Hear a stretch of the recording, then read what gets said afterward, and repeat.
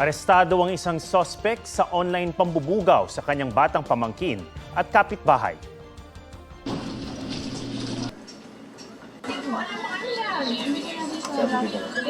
Nireid ng NBI Human Trafficking Division ang isang bahay sa Baliwag, Bulacan. Nadatnan doon ng sospek pati ang mga biktimang 6 at 9 na taong gulang. Na-recover sa bahay ang gadget na may malaswang litrato ng mga bata na inilalako sa mga dayuhan.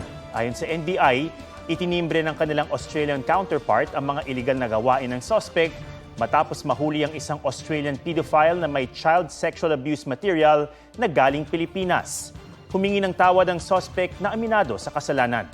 Patong-patong na reklamo ang kakaharapin ng sospek na nakatakdang dalhin sa bilibid.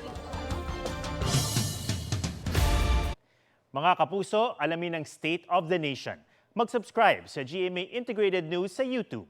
Sa ating mga kapuso abroad, samahan niyo kami sa GMA Pinoy TV at sa www.gmanews.tv.